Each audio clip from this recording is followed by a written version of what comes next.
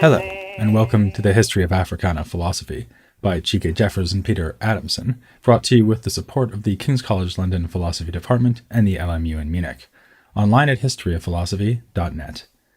Today's episode, Out of Africa, Slavery and the Diaspora. In the year 1770, a 13-year-old boy living in what is now Ghana went to visit his uncle. There were a number of other children in the area with whom he was able to pass the time playing. Sometimes, though, kids strayed unsafely too far into the forest.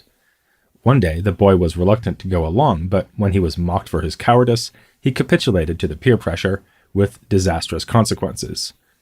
He and the others were interrupted by rough men who brought out guns and cutlasses and announced that the kids would be taken to a local ruler to answer for themselves. They were divided into groups. One of the men pretended to be friendly in order to put the kids at ease, telling them that he would clear up everything with the Lord as soon as possible. When they stopped to sleep, however, and morning came, the pretended friend was gone. They also began to encounter people who spoke a language unfamiliar to them. After another half a day's journey, they came upon a town engaging in some sort of a celebration, and they were able to join in and enjoy the singing and dancing. But the joy was short-lived. The boy began to suspect that he would not soon be returning home, and indeed 6 days later he was still in the same town.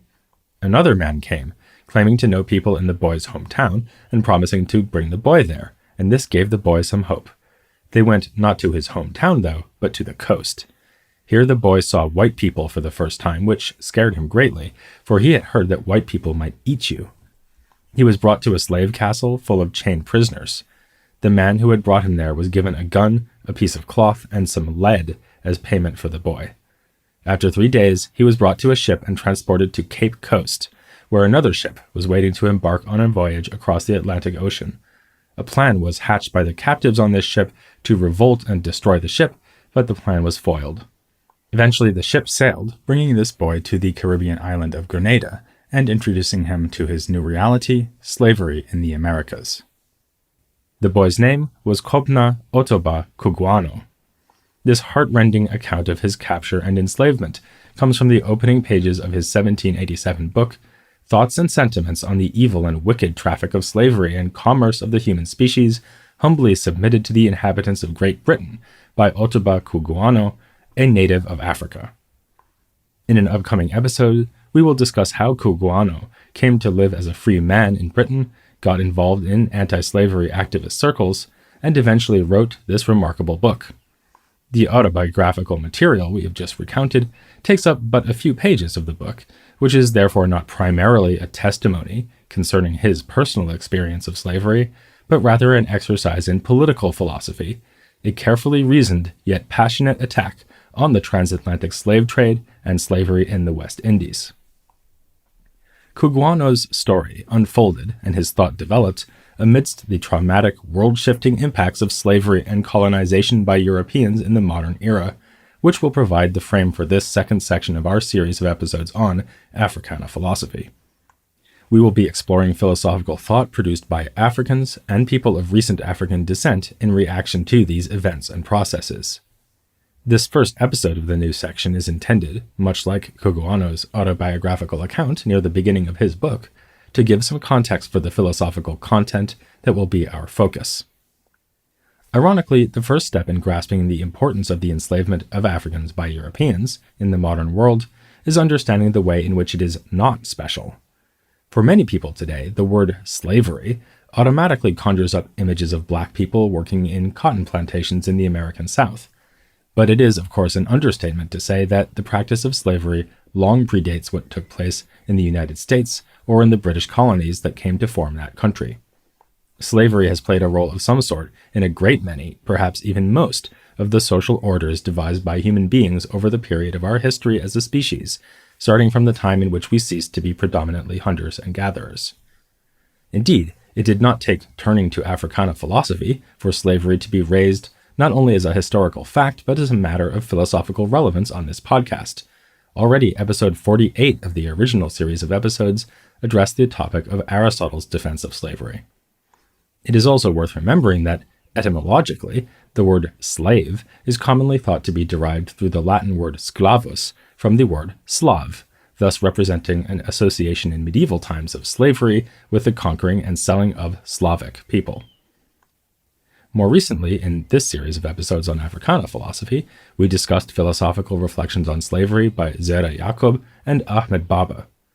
Assuming Zera Yacob was a real person, these two thinkers were both alive and active in the early part of the 17th century, a time during which the transatlantic slave trade and slavery in the Americas were already underway, but neither of them associated slavery with those processes and places.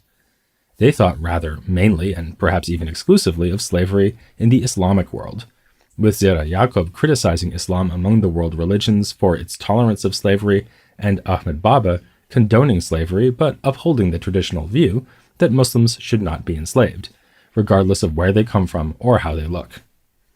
As you will recall, this latter discussion was our first encounter with the problem of the association of slavery with black people, as Ahmed Baba's treatise was provoked by an idea, which had begun circulating in the Islamic world, that black Africans of whatever religion could be justifiably enslaved. But if the trans-Saharan slave trade has received too little attention from historians of philosophy, the fact remains that it was ultimately dwarfed in its impact, both on human affairs in general and on the development of philosophy in particular, by the transatlantic trade. How did this trade get going, and what made it so incomparably consequential when contrasted with earlier and contemporary forms of slavery? To address the question of its origin, we must look first to the history of the cultivation of sugar cane. First domesticated many thousands of years ago by peoples of the South Pacific, the cultivation of sugar gradually made its way westward.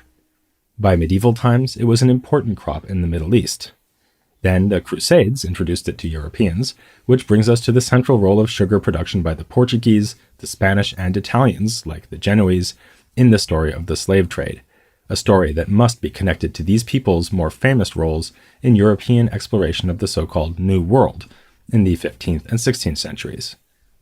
Before those well-known trips made across the ocean blue in 1492, though, there was the important process in the earlier half of the 15th century, too often overlooked, of colonizing islands in the Atlantic, closer to Europe and Africa. The Spanish laid claim to the Canary Islands, and the Portuguese took the uninhabited islands of Madeira and the Azores. At the same time, the Portuguese began to sail along the African coast further than before. It is in 1441 that we find the first instance of a Portuguese ship taking African captives back to Portugal. There were only 12 of them, and it is unclear whether they were brought as slaves or as exhibits to be shown off. But similar numbers of captives were taken the next year and the year after that, and then in 1444, 235 people were brought back to be sold. As sugar plantations were created in Madeira and the Canary Islands, Africans were brought there to work those plantations. In the 1480s, the Portuguese began to settle São Tomé, a previously uninhabited island in the Gulf of Guinea, not far from present-day Gabon and today part of the country known as São Tomé and Príncipe.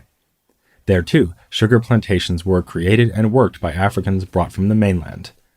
The trade that transported people all the way across the Atlantic was thus preceded by the trade bringing people just a short boat ride from the African coast.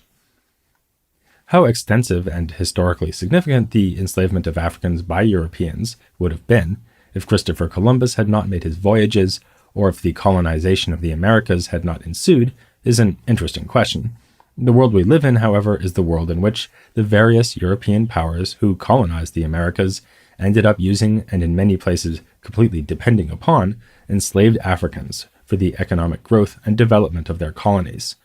Indeed, even thinking about the life of Columbus, a Genoese merchant who spent time in Madeira, who visited the Portuguese fort of Elmina on the coast of present-day Ghana, and who brought sugar cane seeds with him on his second voyage to the Americas, one is struck by how well he represents the expanding Atlantic world that had been taking shape over the course of the 15th century. Nevertheless, it is well known, or at least it ought to be well known, that early on, Columbus saw the enslavement of the indigenous people of the Caribbean as the way forward. Not only were the Tainos of Hispaniola forced to work extracting gold for the Spanish under Columbus's rule, but in February 1495, the first ship transporting slaves across the Atlantic went not from Africa to the Americas, but from Hispaniola to Spain, carrying hundreds of captured Tainos. Reliance on indigenous labor did not last long, however, in large part because of how they were, as a population, devastated by diseases brought by Europeans. This is a good point at which to note the crucial epidemiological dimension of the circumstances that made the slavery of Africans so important to the modern world. The indigenous peoples of the Americas were vulnerable to European diseases at a catastrophic rate. The exact numbers are disputed, but this was certainly the largest extinction of humans in history, with some regions suffering a population decline of 90% or more. By contrast, Africans were less vulnerable to disease in the New World than Europeans, as a result of immunities acquired in the coastal African environment. It is possible that there were earlier arrivals unrecorded, but the first certain instance in which an enslaved African went to the New World is a visit to Hispaniola in 1502 by the slave of a rich Spaniard sent to sell goods on his master's behalf. Only 8 years later, in 1510, King Ferdinand, the same Spanish king who had sponsored Columbus's exploration, authorized the shipment of 50 slaves to Hispaniola to work in gold mines. The slave trade to the Americas had begun. One way to confront the unique transformation that followed this event is to recognize, as historian Patrick Manning points out, that what distinguishes the slavery of Africans under Europeans is less the fact of being enslaved itself. After all, as we've mentioned, peoples of many different backgrounds have been enslaved throughout recorded history, and more the matter of when they were being enslaved. As a global institution, slavery had arguably been on the decline. Certainly, Europeans were being enslaved much less frequently than in the past. Only in the case of Africans did the modern era translate to a sharp and consistent increase in enslavement, and Manning includes the situation within Africa itself in making this point. For slavery certainly existed throughout Africa, but it expanded from a somewhat marginal institution to one of central importance during the modern period, as he says. Manning also notes that in 1500, even though the Portuguese and the Spanish were already importing African slaves, both to the Iberian Peninsula and to the islands in the Atlantic they had colonized, Africans undoubtedly remained a minority among the world's population of slaves. By contrast, 200 years later, in 1700, Africans made up the overwhelming majority of the slave population of the world. The story of Europe's rise to world dominance in the modern era, and especially, of course, the story of their colonization of the Americas, requires, as a central rather than marginal factor, the story of the draining of a huge portion of Africa's population through the transatlantic slave trade. Just how many Africans were taken from their home and brought to the Americas in this way? Estimates since the historian Philip Curtin's vital work on the subject in his 1969 book, The Atlantic Slave Trade, A Census, tend to range between 9 and 12 million. But to this number must be added those taken who did not make it to the Americas. Counting those who perished during the so-called Middle Passage, the term commonly applied to the voyage across the Atlantic in the squalid and often lethal conditions of slave ships, likely adds somewhere between 1 and 2 million to the total. It is also estimated that another 6 to 7 million enslaved Africans may have been exported through the Sahara and the Indian Ocean to eastern slave markets. While we've said much about the Iberian role in beginning this transatlantic trade, they were, of course, eventually joined by others, particularly the French, the British, the Dutch, the Swedish, the Danish, and the German Principality of Brandenburg. There was even brief involvement by the Duchy of Courland, a vassal state of the Polish-Lithuanian Commonwealth that is today part of Latvia, which gives some sense of what a Europe-wide project involvement in the trade in Africans was. Of the non-Iberian powers, though, the British stand out for the high volume and high profit of their trade, and this, of course, is the context for the story of Cugoano's enslavement, with which we began. It is worth noting, though, that the trade in slaves to the British colonies of North America, and then, once it gained independence, to the United States, makes up a surprisingly small amount of the total trade to the Americas, given how much attention slavery in the United States garners. Probably fewer than 500,000 Africans ended up being brought there. The country that received the largest numbers of Africans by far is Brazil, where at least 4 million Africans were sent. The impact of the slave trade on Africans was immense and disastrous. While the lucrative task of meeting the rising demand of European buyers certainly enriched many individual slave traders and various polities active in the trade, the high demand naturally encouraged hostility, war, and raiding between peoples, so that captives could be taken and sold. In this respect, the slave trade produced a situation of instability and insecurity on the African continent that could not be conducive to its general economic development, even putting aside matters of human rights. The impact on the Africans who were taken and sold was, of course, as profound as any human experience could possibly be. How did all this shape philosophical thinking in the modern era? That will be a key question, implicit or explicit, in the episodes of this second part of the podcast series. In the first part, we focused on philosophy as expressed in the pre-colonial cultures, and thus mainly in the indigenous tongues of Africa. Our focus in this second part, and also the third part to come, will be on philosophy in European languages. After all, one of the most well-known and transformative impacts of slavery in the Americas was the loss of indigenous African languages, and of various other aspects of traditional African culture. This was in part due to active suppression, in part to the simple fact that the slaves brought together on New World plantations were drawn from different ethno-linguistic backgrounds, making it hard to hold on to languages in subsequent generations. We should clarify, though, that philosophy in Africa will remain part of the story we are telling. The presence of Europeans on the western coast of Africa, starting as early as the 15th century, inspired those insightful rumors of white cannibalism among inland populations, as mentioned in the story of Cugoano's abduction. This was the beginning of a process of the colonization of Africa that would ultimately bring almost all of the continent under European power. Philosophical thought produced in African languages by Africans whose intellectual production was shaped by European colonialism is thus part of the story. So it's really at this point in the series that the term Africana philosophy becomes most appropriate as a description of our subject matter. We are interested, as before, in philosophy from Africa, but we are now also ready to explore philosophy from the African diaspora, that scattering of peoples created by the triangular trade connecting Africa as source of unpaid labor, the imperial powers of Europe, and the colonized lands of the Americas. The second part of the series will cover the period of slavery and colonialism up until the end of the 19th century, which in practice will mean a relatively small set of episodes on Africana philosophy in the 18th century, and then a larger set of episodes on Africana philosophy in the 19th century. Some listeners might worry that a series of episodes about philosophy reacting to slavery and colonization might get rather boring, as we are talking about things widely recognized today as indefensibly wrong. We know that the traffic of the human species is evil and wicked, so what do we really learn by hearing figures like Cugoano say so? Well, for starters, you shouldn't assume that responses to slavery by thinkers of the Africana world were always condemnations of that practice. Part of the very next episode will be about Jacobus Kapitein, a black thinker of the 18th century who, shockingly from our present perspective, defended the compatibility of Christianity and slavery. It is true, however, that Kapitein is an exception to the rule. If Cugoano thus represents the norm in railing against slavery, he nevertheless also represents a distinct and unique philosophical perspective. Part of what is interesting about his thoughts, and those of other anti-slavery thinkers, like the famous African-American abolitionist Frederick Douglass, is getting the chance to examine the kinds of inferences and distinctions they made in order to condemn slavery.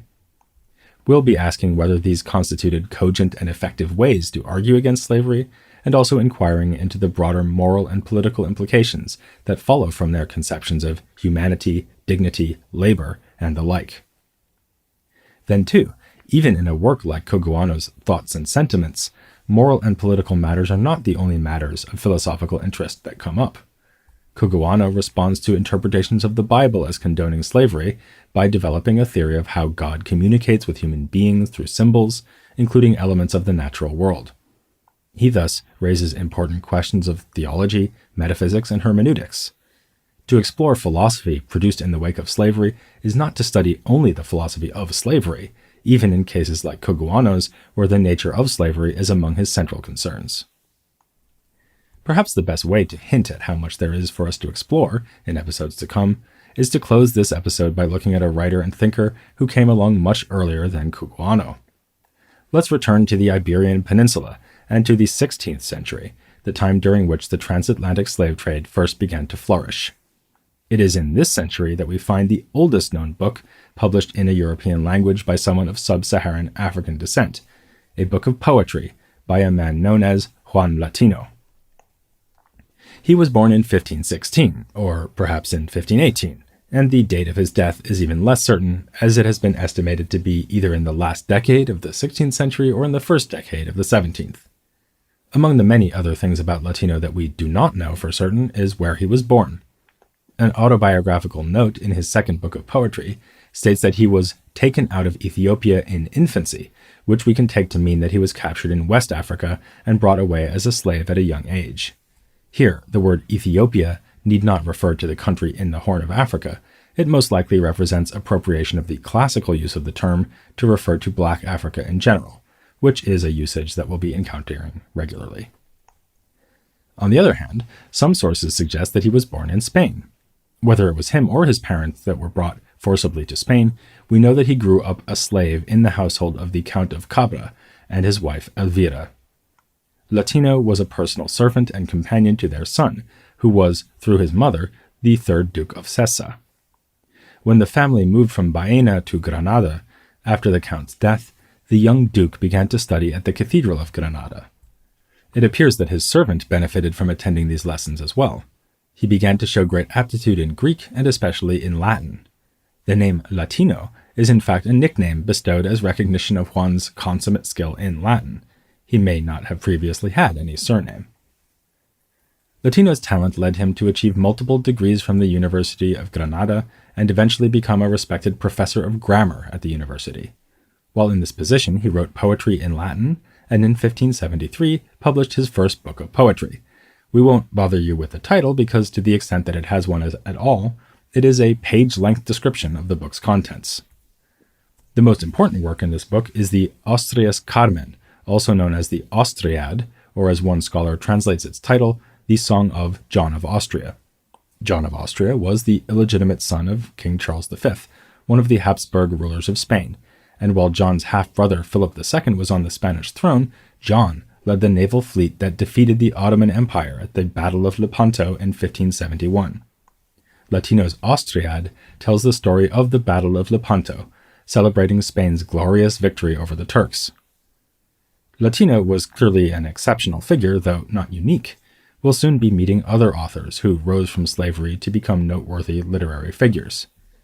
Scholars generally assume that somewhere along the way, Latino was officially freed from slavery, and he seems to imply as much in the autobiographical note previously mentioned, but we have no clear record of his manumission. And in fact, Spanish Golden Age playwright Diego Jiménez de Enciso wrote a play about him early in the 17th century called The Famous Drama of Juan Latino, which has as a central plot point the idea that Latino remained a slave even while pursuing knowledge, literary excellence, and love. When his love interest is reluctant to marry him in this subjugated state, the fictionalized Latino asks, "Can soul be slave?" Latino also reflects on his status as a Black author in his own works. In a poem from his book introducing the Austriad, addressed to King Philip II, Latino asks permission from the king to sing the praises of the king's brother. He suggests that the uniqueness of John's victory requires the uniqueness of a Black poet to celebrate it. To the potential objection that there would be something distasteful about having a Black poet play this role, he responds, "If our black face displeases your ministers, O king, a white face does not please the people of Ethiopia. Over there, when a white man visits the East, he is looked down on. The leaders are black, and the king there is dark." Latino here points out the contextual limits of racism.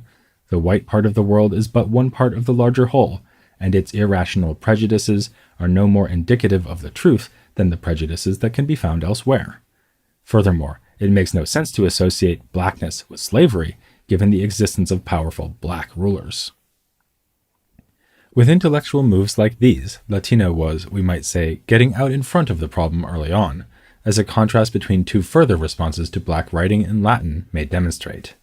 In 1605, Miguel de Cervantes published Volume 1 of his famous Don Quixote, and in a prefatory poem addressed to the book itself by a character called Urganda the Unknown, he makes reference to the esteemed professor of grammar in Granada, saying, "Since it did not please heaven that you would turn out as clever as the Black Juan Latino, avoid speaking Latin." Is there sarcasm here? One imagines that Cervantes sees his choice to write solely in Spanish, avoiding Latin, as legitimate, so that Latino is perhaps damned with this praise for his love of a dead language. Nevertheless, Cervantes, who incidentally had experienced slavery himself, having been held captive for 5 years in Algeria, does not appear to have any doubts about Latino's intelligence. Around a century later, a black man named Francis Williams was born free in Jamaica, spent some time being educated in England, and wrote some poetry in Latin. The famous Scottish philosopher David Hume discusses Williams in a 1753 revision of his essay Of National Characters. In a footnote he writes, "I am apt to suspect the Negroes, and in general all the other species of men, for there are 4 or 5 different kinds, to be naturally inferior to the whites." Alluding to Williams, he goes on to write, "In Jamaica, indeed, they talk of one Negro as a man of parts and learning, but 'tis likely he is admired for very slender accomplishments, like a parrot, who speaks a few words plainly."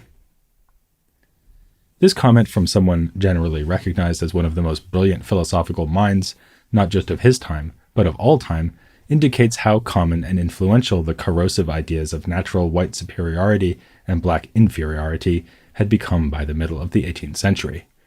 As we will see when we discuss Phillis Wheatley, another black African who learned Latin and wrote poetry, albeit poetry in English, Hume's dismissal of Williams as a parrot would not be the last time a black poet of the 18th century was compared to a caged bird. Our next episode, however, will be about a black African who wrote in Latin, but not poetry.